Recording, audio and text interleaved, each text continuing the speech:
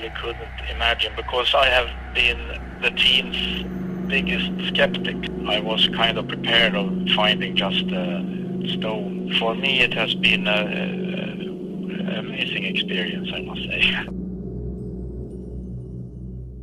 The team were completely dwarfed by the mysterious object, which is about 60 meters in diameter and lying almost 80 meters down on the bottom of the Baltic Sea. There are visible formations on top of the object which are set at a 90-degree angle and look like passageways or walls, as well as something that looks like it could be a staircase.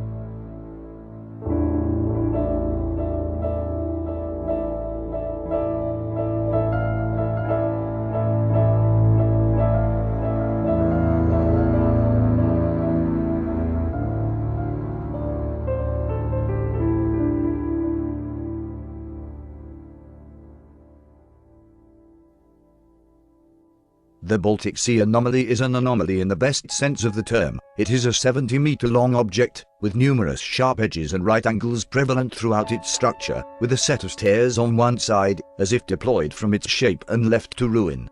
Sonar has also found drag marks behind the object. Samples have confirmed it is made of metal. Geologist Steve Weiner said that according to his tests, the object was not a geological formation, suggesting that the structure was in fact made from metals which nature could not reproduce itself. Electrical equipment also has mysterious issues when near to the anomaly. Professional diver Stefan Hadjaborn, part of the Ocean X team, said, "Anything electric out there, and the satellite phone as well, stopped working when we were above the object. Then when we got away about 200 meters, it turned on again." Lindbergh isn't convinced that the object is actually an ET spacecraft. In response to one question about what the object might be, Lindbergh responded, "I think it is very odd in its shape. It is tough to give an explanation as to what it might be exactly, since different scientists have many different theories. Whatever it is something we do not usually find in nature." Sitting in the dark, cold depths of the Baltic Sea, it is thought to be over 140,000 years old. Ocean X is currently investigating the object. I will keep you updated. The Sea of Galilee.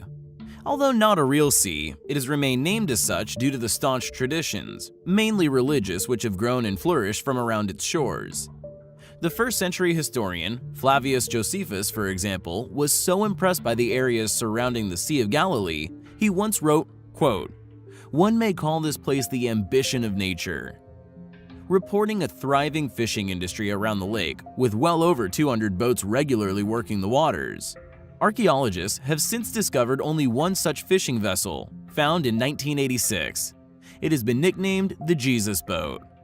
According to Christian religion, much of the ministry of Jesus Christ himself actually occurred upon the shores of the Sea of Galilee, and a recent discovery within the waters themselves has continued to perplex specialists within the area, astounding all who have been exploring said discovery, and weighs an estimated 60,000 tons according to researchers. An astonishing size, making it much heavier than any of our modern-day warships. Rising nearly 32 feet out of the ancient sea's sediment, it also has a diameter of about 230 feet. Stonehenge, for example, which is an impressive ancient structure in its own right, has an outer stone circle diameter of only half that. First discovered in 2003 using sonar exploration of the southwest portion of the sea, divers have since been down to investigate the presumably ancient structure, writing regarding their finds within the latest issue of International Journal of Nautical Archaeology. Researcher Yitzhak Paz, Antiquities Authority, and Ben-Gurion University believes it could date back more than 4,000 years. Quote, "The more logical possibility is that it belongs to the 3rd millennium BC, because there are other megalithic phenomena from that time that are found close by," Paz told LiveScience.com in an interview, noting that those sites are associated with fortified settlements. Could it be that this is where the peoples of Bet Yura buried and honored their dead? Is this a proverbial city of the dead, or something else entirely? As more research is undertaken, it is only a matter of time before we understand this amazing structure for what it truly once was. We will of course keep you posted. Thanks for watching, guys, and until next time, take care. In 1996, Italian mineralogist Vincenzo Di Michele spotted an unusual yellow-green gem within one of Tutankhamun's necklaces. The jewel was tested and found to be made of a type of glass known as Libyan desert glass. The interesting thing regarding this, however, is its origins. To this day, no one seems to be able to explain how it formed. No trace of a crater has ever been discovered.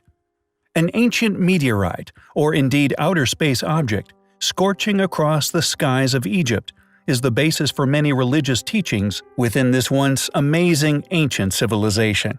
They associated the objects and the flaming tails during such events with that of a phoenix, and the collected items, presumably nearly always meteorites, were then hammered down into wares. 9 small beads, stored at the University College London's Petrie Museum, dated to around 3200 BC, were found in necklaces along with exotic terrestrial minerals such as lapis lazuli, agate, and gold. They are some of the earliest iron artifacts ever found, and archaeologists have confirmed that they came from outer space. Meteoric iron is much harder and more brittle than copper. Quote, "They were rolled and hammered into shape.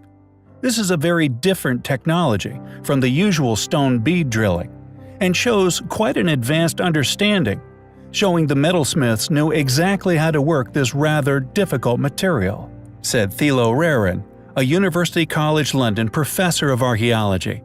When American geophysicist John Wasson was consulted regarding King Tut's strange gem, he curiously linked the event with one within an extremely remote forest of Siberia, an event we have covered before.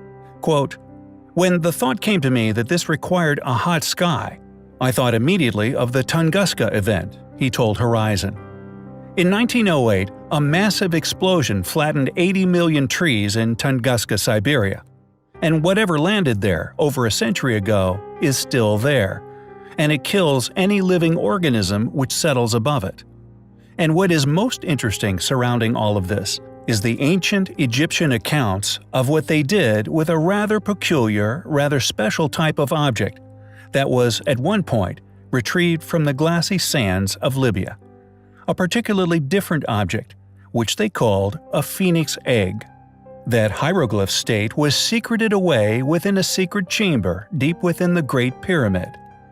We have covered before the hypothesis that these stories etched in hieroglyphics may be far older than the Egyptian culture which may have preceded it. Yet the question is clear. What could this phoenix egg be? Guatemala, littered with ancient wonders, temples which pierce its dense canopy, all once declared as separate structures. Modern technology, however, has shown that these structures, mostly now submerged by dense undergrowth, was once one huge mega-metropolis, with Tikal in particular also once containing a plaque displaying a great deluge, with the site submerged in what is depicted as a cataclysm, with a volcanic eruption also in the background of said image.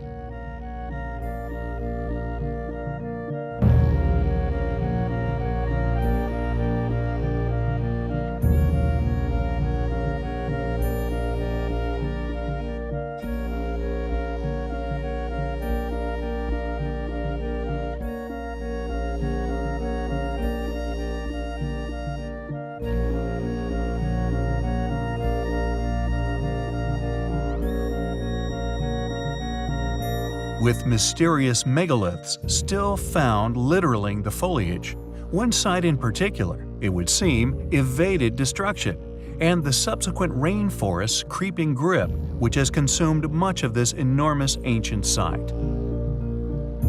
Known as Quirigua, it remains virtually untouched, yet the most intriguing thing regarding this site, apart from its superb preservation, are the enigmatic stone carvings not only found at the site but throughout the jungle itself. Statues and megaliths, presumably often depicting queens and kings in strange contraptions, seemingly familiar in form to modern vehicles or the interiors of an aircraft. Once claimed as mere signposts, the sheer abundance of these mystifying tributes, however, now makes this explanation unlikely. For even if merely artistically inspired, what do they depict? Why would an ancient civilization show such passion in casting these particular-looking technological devices into massive stones all over the Guatemala rainforest? With Quirigua thankfully so well preserved, we can explore a number of these baffling carved megaliths in detail. Were they trying to tell future generations something? Did they find something crashed within the forest, possibly documenting a find and proposed purposes upon these stones? Did they witness a form of craft take to the air and seemingly into the heavens? Could this have been the inspiration for why leaders of these tribes would want to be immortalized in carved, similar-appearing machines, in the hope of eternal life, or indeed a craft capable of transporting them into the heavens? Vast questions still surround this ancient civilization's knowledge, one now known to have been over 10 million strong. Did this enormous, once incredibly powerful ancient civilization get visited by beings from another planet? Possibly found a crashed craft, one they attempted to depict a reverse engineering of? The fact that many depict what modern man would perceive as complex craft concepts, many find highly intriguing. We also find these massive stone megaliths, the efforts undoubtedly applied to create them, their source inspiration, and indeed the images they depict, by a civilization we now know were undeniably advanced and extremely ancient, once lost for millennia, and only now being rediscovered, highly compelling. I really couldn't imagine, because I have been the team's biggest skeptic. I was kind of prepared of finding just a stone. For me, it has been an amazing experience, I must say.